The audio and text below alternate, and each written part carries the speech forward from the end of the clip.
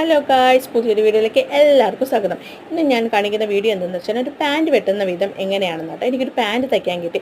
അപ്പോൾ ഞാനത് വെട്ടുന്ന വീഡിയോ എടുക്കാമെന്ന് വെച്ചു. അപ്പോൾ എനിക്ക് കിട്ടിയിരിക്കുന്ന പാൻറ്റിൻ്റെ ഇറക്കം എന്ന് പറയുന്നത് 36. അപ്പോൾ നമ്മൾ ഇറക്കത്തിലൂടെ 4 ഇഞ്ച് കൂട്ടണം. മുകളിലത്തെ വണ്ണവും മുകളിലത്തെ 2 ഇഞ്ചും താഴത്തെ മടക്കി അടിക്കാനുള്ള 2 ഇഞ്ചും അങ്ങനെ എല്ലാം കൂടി 36 നിൽക്കുന്നത്. 40 അതിനകത്ത് ആഡ് ചെയ്യേണ്ടത്. പിന്നെ നമ്മൾ അടയാളപ്പെടുത്തേണ്ടത് നമ്മുടെ വണ്ണമാണ്. എനിക്ക് വണ്ണം വന്നിരിക്കുന്നത് 45. അപ്പോൾ 45ൻ്റെ 4 എടുക്കുക.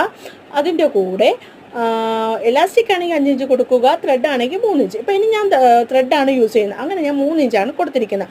അപ്പം അത് കഴിഞ്ഞ് അതിനുശേഷം നമ്മൾ അടയാളപ്പെടുത്തേണ്ടത് എന്താണെന്ന് പറയുമ്പോൾ ക്രോച്ച് വണ്ണം എന്ന് പറയുന്നത്, ക്രോച്ച് ഇറക്കണം എന്ന് പറയുന്നത് നമ്മളുടെ വണ്ണത്തിൻ്റെ 3 എടുക്കുക. അതിൻ്റെ കൂടെ 1/2 ഇഞ്ച് ചേർക്കുക. നമ്മൾ മുകളിൽ 2 ഇഞ്ച് അടയാളപ്പെടുത്തേണ്ട താഴത്ത് വേണം നമ്മൾ ക്രോച്ച് അടയാളപ്പെടുത്താനാണ്. അതിനുശേഷം നമ്മൾ കാലിൻ്റെ താഴത്തെ ഭാഗമാണ് അടയാളപ്പെടുത്തേണ്ടത്. ഞാൻ താഴത്തെ ഭാഗം അടയാളപ്പെടുത്തുന്നത് വെച്ചാൽ 8 ഇഞ്ചാണ് കേട്ടോ. അപ്പോൾ അതിൻ്റെ കൂടെ 1.5 ഇഞ്ച് തയ്യൽത്തുമ്പ് കൂടെ.